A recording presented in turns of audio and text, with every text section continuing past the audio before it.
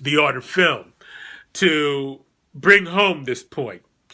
And the author says, now he's making the comparisons between the novel and the play and then the film.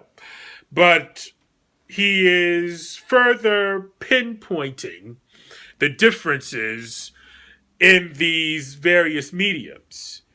And he's using Aristotle in this sense, and I'm quoting now, in the Poetics. Aristotle draws attention to this difference between the two forms, or rather between tragedy, the particular form of drama with which he was concerned, and epic, namely fantasy and adventure, the prototype of the modern novel. He suggests that whereas the epic can be composed of several interwoven threads of action with many characters and extend over a long passage of time, the conditions of the dramatic performance restrict tragedy to the treatment of a single action only. He emphasizes the importance of the singleness of the action to the unity of the drama by saying epic imitation has less unity, as is shown by this, that any epic poem will furnish subjects for several tragedies. And to speak of a play or a film being restricted to the representation of a single action, he continues, if we analyze any good examples of the fiction film in the same way, we shall find that their actions, too, are of the kind which can be summarized in a concise statement. Again, the simplicity that has to be had when you're making a commercial film like that. Because when you are making those kinds of movies, wherein you are dealing with either a comic book franchise or even a movie franchise, you have got to have the singularity as well as the simplicity of the film always in focus. So that, for instance, since I'm largely talking about Prometheus, the original Alien plot, even besides of the unitary action, which was simply in answering what they think is a distress signal, the Nostromo sets down on a planet called LV-426 to investigate. Now, in that is nothing of the alien, nothing of a spaceship, nothing of that. They're just answering a distress signal. They think it may be coming from one of their own vessels. They don't know what it is. So they're investigating it.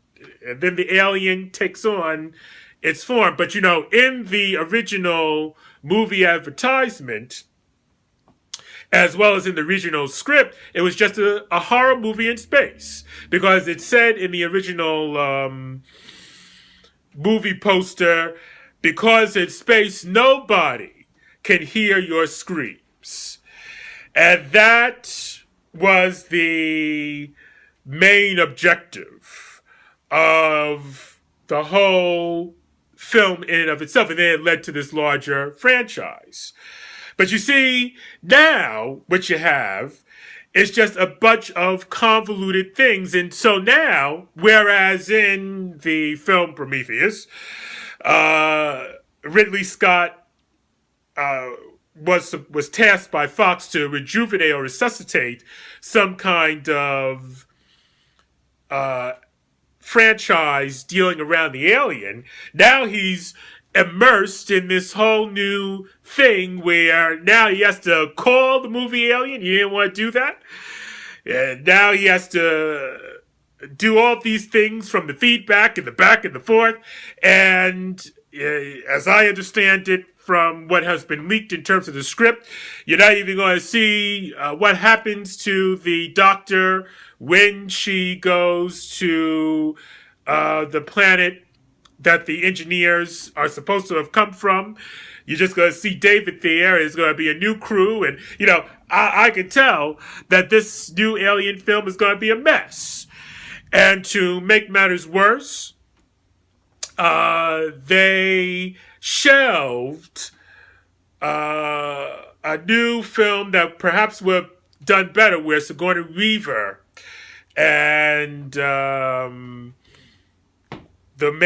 actor who played Hicks from the Alien, I think it's Sean Bean, right? Are going to reprise their roles, and instead of where we know of as in terms of Alien 3, they were supposed to have gone to another planet where you would have seen at least what the alien was used for, as a weapon, as some kind of device of assimilation of other organisms. It would have been just a better relaunching of the brand, of the franchise, and you're not even going to see that now because everything is going into this whole sequel to Prometheus, which I know is just going to be a total disappointment.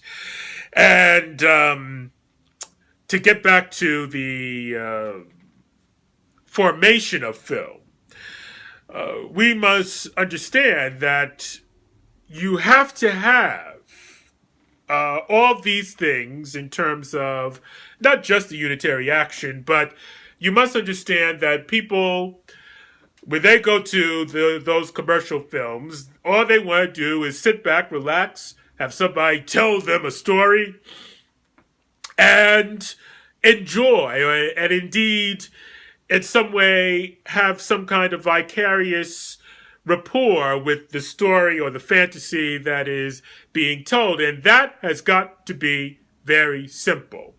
Now, in getting to the book, What Makes Sammy Run, and in correlation to what I was talking about, see, all of that comes from the movie studios now acting within the portfolio, or certainly within the larger conglomeration of a company, which all they want to do is just see the bottom line.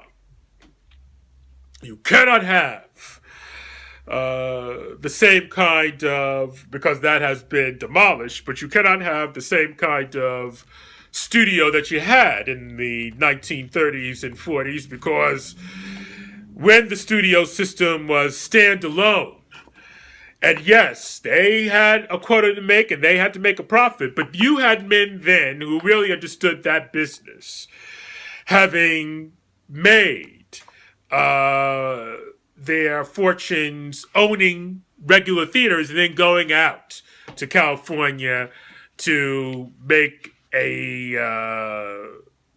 movie business, or make an industry that would produce those films that would be shown within those theaters. And this is where What Makes Sammy Run come into focus, because in this book, which is about Samuel Glick, you can see the trajectory, or certainly the beginnings of that transition from the Hollywood of the moguls, Louis B. Mayer, Jack Warner, Samuel Goldwyn, Harry Cohn, David O. Selznick, and the transitioning of that era into the era where the studios were taken over by the Wall Street people, the stock broker people, the conglomeration, and I would say vulture capitalism, but the people who were simply taking over the studio as just being just so many assets within a portfolio, the corporate culture, which started its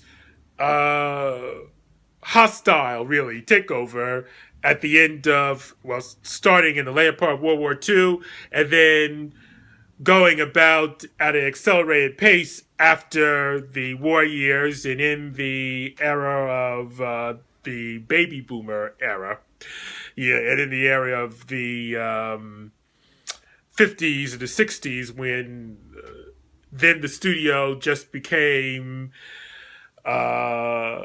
symbolic of the money-making aspect of American capitalism at its finest.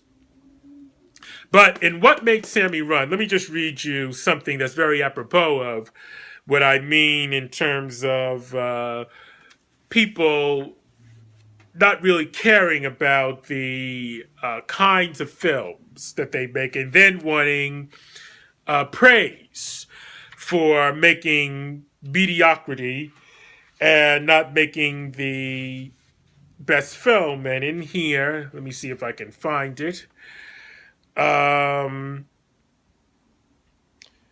They really don't want Founded. They really don't want, filmmakers and the producers. They really do not want praise. I mean, they really don't want people to tell them the truth in terms of the praise of whatever happens in the commercialization of the effort to not only make film but sell it and get a lot of hype around it. And as the old folks say, they know they have a turkey. I mean, it's some recess of their mind. They know they have a turkey, but if it's a turkey, they even want it to be even more expounded as being a masterpiece. And here you have not the main character, but one of the major characters of this book, Kit, saying to the main character, or the narrator, I should just call him the narrator because the main character is really Sammy Glick, but then you have the narrator, Al Mannheim, but she's talking about this story, I should say, this parable of what producers wish to have thrown back at them when they make, as the old folks say, a turkey.